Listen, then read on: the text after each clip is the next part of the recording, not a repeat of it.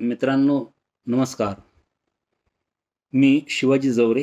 आपण बघत आहात तारतम्य. तर रोजच्या या दैनंदिन जीवनाच्या घाईगडबडीत सर्वसामान्य लोकांचं प्रत्येक बातमीवरती किंवा प्रत्येक कुठल्या घटनेवरती आवर्जून लक्ष असेलच असं काही नसतं. अशा प्रकारे एक कदाचित तुमच्या वाचनातून सुटलेली जी एक वार्ता आहे, त्या वार्तेचा विषय घेऊन आज आपण बोलणार आहोत. वार्ता अशी आहे की भारतीय जनता पक्षाचे एक नेते नितेश राहणे, ते नितेश राहणे जे आहेत, त्या नितेश राहणेंवरती मुंबई उच्च न्यायालयामध्ये 4 लोकांनी तक्रारी नोंदलेल्या आहेत. आणि त्या तक्रारी ह्या नोंदल्या आहेत की बा यांनी भारतीय समाजामध्ये असंतोष निर्माण करणारी वक्तव्य दिली. त्यांनी धार्मिक भावना दुखावल्यात आणि त्यामुळे त्यांच्यावरती अनुच्छेद 295 अ च्या अनुसार कारवाई व्हायला पाहिजे. ह्या 4ही ज्या तक्रारी किंवा ह्या 4ही ज्या याचिका सादर झाल्या आहेत मुंबई उच्च न्यायालयात, त्यावर मुंबई उच्च न्यायालयानं संबंधित त्या परिसराचे जे वरिष्ठ पोलीस अधिकारी आहेत त्यांच्याकडे ते प्रकरण दिलं आणि त्यांना सांगितलं की या सगळ्या एकूण नितेश राणेंचा जे काय कुठला कार्यक्रम त्यांनी केला असेल, सभा किंवा काय मोर्चा, काय जे आंदोलन काही केलं असेल किंवा कुठली फेरी वगैरे काढली असेल, त्यात त्यांनी कुठल्या प्रकारचं भाषण केलं, कुठल्या प्रकारचा शब्दप्रयोग केला आणि त्यांच्यावर अनुच्छेद 295 अ च्या अनुसार कारवाई होण्यासंबंधी काय करता येईल यावरती एक अहवाल, एक इतिवृत्त मागवलं. संबंधित पोलीस अधिकाऱ्यांनी नितेश राणेंच्या संपूर्ण भाषणाची जी एक हस्तलिखित किंवा जी काय त्यांची संगणकीय प्रत वगैरे असेल ते पूर्ण मागवून घेतली.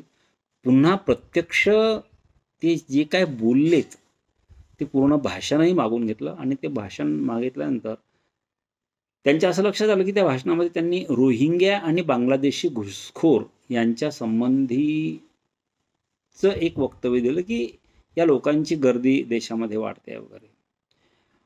आणि रोहिंग्या किंवा बांगलादेशी घुसखोरांच्या अवैध वास्तव्यामुळे देशामध्ये ज्या काही समस्या निर्माण होतात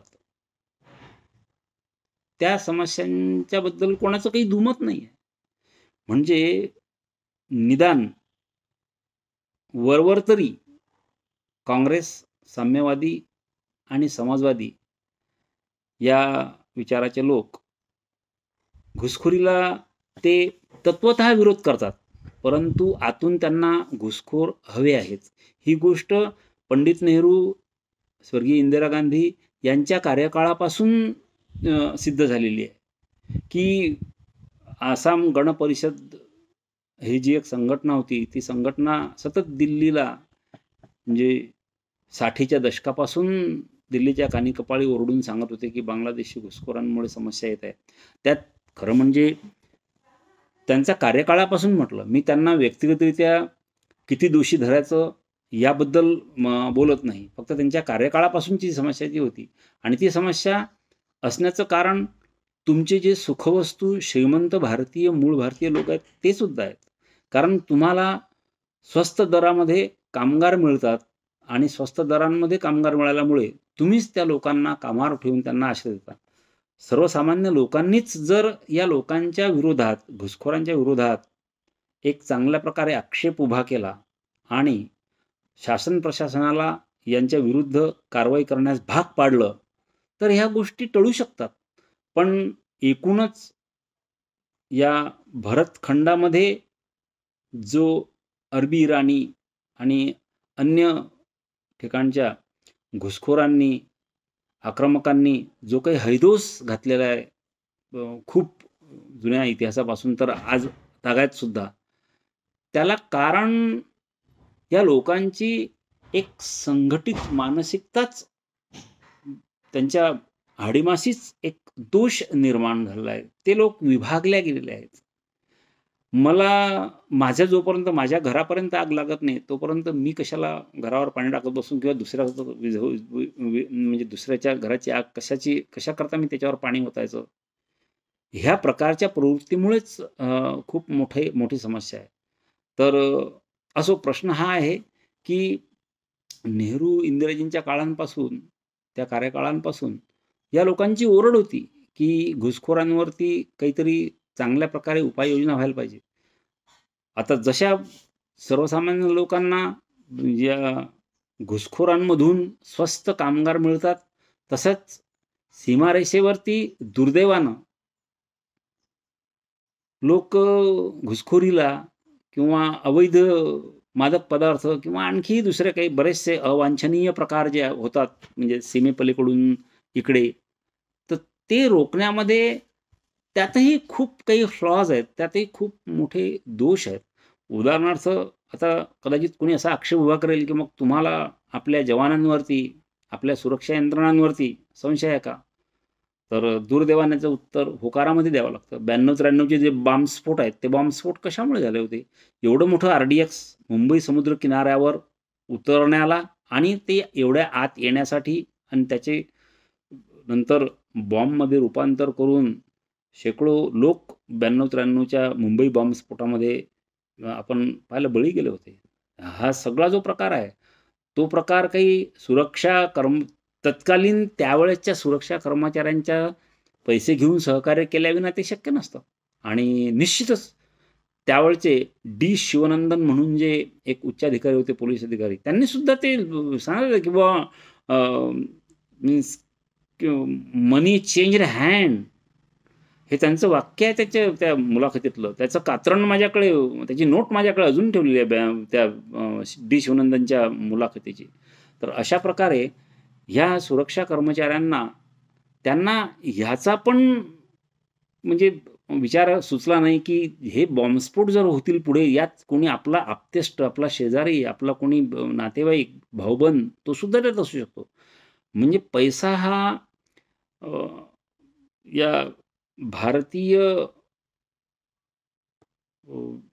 समाजामध्ये इतका प्रिय आहे, की त्यांना मग त्या पैशापुढे घुसखोरीतून, फितुरीतून आपल्या हानीचे ज्या शक्यता उभ्या होऊ शकतात, त्या पण ते लोक दृष्टीआड करतात. हे एक कटू सत्य आहे, ते आपण मान्य केलं पाहिजे.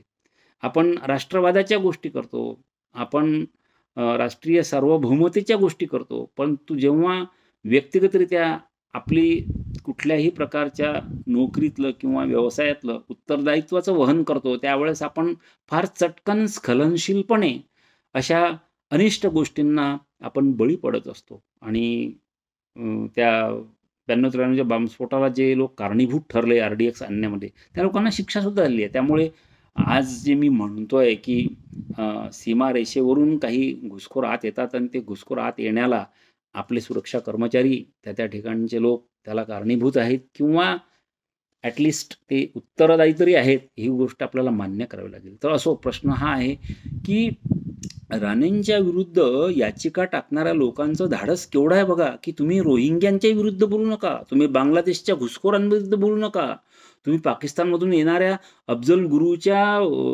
मारल्याबद्दलही अफजल हम शर्मिंदा है, तेरे कातिल जिंदा है. अरे तेरे कातिल अफजलला शिक्षा देणारं तर न्यायालय आहे. म्हणजे न्यायालय जिंदा असल्याबद्दल यांना हे शर्मिंदा आहेत. म्हणजे यांना न्यायालय नको, यांना घुसखोरांच्या विरुद्ध बोलणारी माणसं नको. नितेश राणेंच्या अन्य राजकारणाबद्दल मी काही त्यांचा समर्थक आहे किंवा कुठल्या पक्षाची तळी उचलायची आणि कोण्या पक्षाला आपल्याला म्हणजे त्याच्यावरती दोषारोपण करायचा हा भाग नाही आहे. पण एकूण राष्ट्रवादाच्या विरुद्ध जे लोक आहेत किंवा विदेशी शक्तींना भारतामध्ये उच्छाद मांडण्यासाठी जी अनुकूलता निर्माण करण्याचे प्रयत्न आहेत, त्या प्रयत्नांचे पाईक, त्या प्रयत्नांचे समर्थक यांचं धैर्य किती वाढलं आहे, यांचा धीर किती वाढला आहे, यांचं धाडस किती वाढलं आहे, की ते रोहिंग्यांच्या किंवा घुसखोरांच्या विरुद्ध सुद्धा बोलू देत नाहीत. आणि जसं की ओसामा बिन लादेन म्हणाला होता, की ज्या जे डेमोक्रॅटिक नेशन्स आहेत, जो लोकतांत्रिक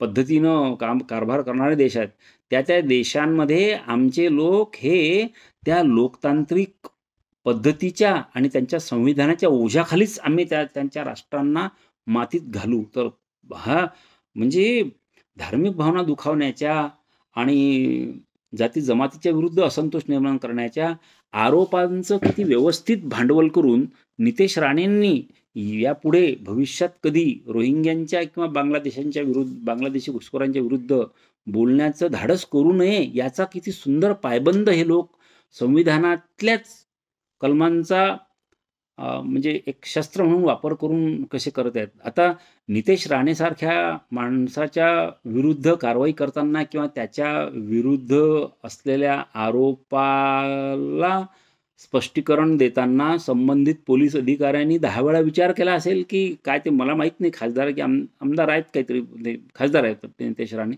की होते, असं कदाचित असेल. आता निवडून आले की काय सांग, कणकवलीतून मग जे असेल ते. प्रश्न हा आहे, कारण विषय त्यांच्यावर असतात, आपण त्यांच्याबद्दल पूर्ण माहिती घेऊन बोललो असतो. पण नितेश राणेंच्या विरुद्ध जेव्हा स्पष्टीकरण द्यायचं तर तेव्हा त्या अधिकाऱ्यांनी व्यवस्थित काळजी घेऊन तो अभिप्राय कोर्टाला दिला आहे की यांच्यावरती 295 अनुसार कारवाई होत नाही, कारण त्यांनी कुठल्या विशिष्ट धर्माजमातीबद्दल वक्तव्य न देता राष्ट्राच्या एकूण हितसंवर्धनाशी संबंधित हितसंबंधांना बाधित करणाऱ्या ज्या गोष्टी आहेत त्यांचा उल्लेख केला आहे. म्हणून उलट नितेश राणेच्या वक्तव्यासंबंधी भारतातील प्रत्येक नागरिकाने सजग सावधान असणं आवश्यक आहे. पण सांगायचं हे की आज तिथे जर कोणी सामान्य माणूस असता आणि त्या पोलीस अधिकाऱ्याने म्हटलं असतं की हो आहे ते धार्मिक, त्यांनी भावना दुखावलेल्या आहेत आणि हे आम्ही पण त्यांच्यावरती त्या संबंधीचे सगळे केसमध्ये आम्ही चौकशी करतो, तर तशी वक्तव्य करणाऱ्या सामान्य माणसाला न्यायालयाच्या आणि पोलीस ठाण्याच्या चक्रा मारत त्याला त्याचं दैनंदिन जीवन, कौटुंबिक जीवन म्हणजे अस्ताव्यस्त करून घ्यावं लागलं असतं. आणि अशा प्रकारे नुसत्या याचिका जरी टाकत गेले लोक राष्ट्रवादाच्या संबंधी वक्तव्य किंवा विधानं करताना, तर अन्य लोकांवरती एक धाक जमवायचा आहे. आणि ही जी धाक जमावणारी मंडळी आहे, ही मंडळी नेमकी राष्ट्रवादाच्या किंवा राष्ट्रीय सार्वभौमतेच्यासाठी ज्या पोषक गोष्टी आहेत किंवा ज्या प्रकारचं वातावरण निर्माण व्हायला पाहिजे देशामध्ये, ते होऊ देत नाही. हा किती मोठा एक आंतरराष्ट्रीय कट आहे याला म्हणायला पाहिजे. कुमार केतकर जे नेहमी म्हणतात की हा आंतरराष्ट्रीय कट आहे, तर त्यांनी ह्या गोष्टीकडे लक्ष दिलं पाहिजे. आपले मोठमोठे साहित्यिक म्हणतात की बुवा काश्मीरचा उल्लेख महाराष्ट्रात करू नका, अनावश्यकच जातीमध्ये तेढ निर्माण होते. म्हणजे काश्मीरमध्ये जी काही अनागोंदीची अवस्था होती, विशिष्ट लोकांनी आपली घरदारं आणि स्त्रिया सोडून निघून जावं अशा प्रकारच्या सार्वजनिक घोषणा ध्वनिक्षेपावरून करण्यात येत होत्या, त्याविरुद्ध महाराष्ट्रात बोलू नका. म्हणजे ज्या प्रकारे रोहिंग्यांच्या आणि घुसखोरांच्या विरुद्ध बोलण्यासंबंधी याचिका करणारे लोक आहेत, राष्ट्रवादाच्या विरुद्ध लोक आहेत, तशाच प्रकारचे हे साहित्यिक सुद्धा त्याच प्रकारच्या त्याच श्रेणीमधले लोक आहेत हे, की काश्मीरची गोष्ट महाराष्ट्रात काढू नका, आसाममधली गोष्ट महाराष्ट्रात काढू नका, पश्चिम बंगालमधले काही कोणी होत असेल ती गोष्ट उगीच त्या गोष्टी इथे कशाला काढता. यावरून कळतं की आज राष्ट्रवादाच्या विरुद्ध असलेले लोक यांचं धाडस किती वाढलेलं आहे. आणि राष्ट्रवादाच्या समर्थनासाठी जर कोणी काही बोलत असेल तर त्यांच्यावरती धाकदपटशा निर्माण करून त्यांचा आवाज दाबून टाकण्यासाठी या देशाचे 100 वर्षांनी काय पण उद्याच तुकडे करण्यासाठी किती घाई झालेली आहे. कारण जेवढे घुसखोर, जेवढे रोहिंगे किंवा तत्सम अशा कुठल्या प्रकारचे जे अवैध वास्तव्य करणारे लोक आहेत, त्यांची संख्या जेवढी वाढेल, ती संख्या काही विशिष्ट पक्षांना मतदान करतात, काही विशिष्ट नेत्यांना मतदान करतात.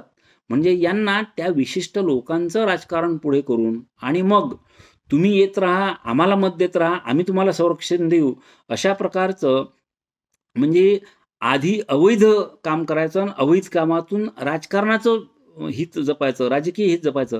राजकीय हित जपण्यासाठी राष्ट्रविरोधी कार्य, राष्ट्रविरोधी कार्यातून राजकीय हित जपणे, अशा प्रकारचे पक्ष, अशा प्रकारचे पुढारी आणि अशा प्रकारचं राजकारण हे वर येते आहे. याच्यासाठी आपण सर्व लोकांनी सजगतेने सावध होऊन अशा प्रकारच्या ज्या वार्ता असतील, ज्या घटना असतील, त्याविरुद्ध आपण जनमत उभं केलं पाहिजे. यासंबंधीची जागरूकता आपल्या लोकांमध्ये असली पाहिजे. त्याविना जर आपण उर्वरित जो भारत आज आहे लोकतांत्रिक, तो पण या दक्षिण आशियामध्ये राहणार नाही. तो पण तालिबानी अफगाणिस्तान किंवा तो पण म्हणजे इस्लामी राष्ट्र म्हणून पाकिस्तान वगैरे होऊ शकतो, अशी एक भीती या वार्तेतील जे काही आपण प्रकरण बघितलं किंवा त्या प्रकरणातील जो एक आवेश बघितला त्या लोकांचा, की रोहिंग्यांना रोहिंग्या म्हणू नका, बांगलादेशी घुसखोरांना घुसखोर म्हणू नका किंवा त्यांच्याविषयी काही वक्तव्य करू नका. म्हणजे यांना सर्व रान मोकाट करून द्या. डेमोग्राफिकली लोकसंख्येचं असंतुलन यांना जे हवं आहे ते घडू द्या. ते घडून आल्यानंतर मग यांच्या सोयीचं राजकारण होईल. आणि येथील काही पक्ष पुढारी यांना हे पण कळत नाही, की आपण ज्या लोकांच्या मतदानाच्या भरवशावर राजकारण करतो म्हणतो, तुमचं राजकारण एखादी पिढी चालेल. जेव्हा त्यांची संख्या, घुसखोरांची संख्या एका विशिष्ट मर्यादेच्या पुढे जाईल, तेव्हा ते तुम्हाला म्हणतील तुम्ही उभं पण राहायचं नाही. आता आम्ही आमच्या माणसं उभे करू, आम्ही आमच्या माणसं निवडून आणू. तेव्हा हे काय करतील? तेव्हा यांना एका रांगेत उभं राहावं लागेल. तेव्हा हे कुठल्या आरोपीच्या पिंजऱ्यात या लोकांना उभं करतील? म्हणजे असं म्हणतात, की एक जो खाटक असतो, तो खाटक बोकडाला बदाम खाऊ घालतो. अशा प्रकारे तो बदाम खाऊ घालणारा जो खाटक असतो, त्याला माहीत आहे, की आपण ज्या बोकडाला बदाम खाऊ घालतो, तोच बोकड उद्या आपण कापून त्याची भाजी करून खाणार आहोत. हे सुद्धा इथल्या काही नतद्रष्ट राजकारण्यांना, राजकीय पक्षांना आज त्यांना कळत नाही, की कळूनही त्यांना केवळ आपल्या पिढीचं तेवढं राजकारण करायचं आहे. याचा आपण आज विचार करण्याची आवश्यकता आहे. धन्यवाद. इथेच थांबूया. नंतर पुढचा कुठला तरी विषय घेऊ, त्यावरती चर्चा करू.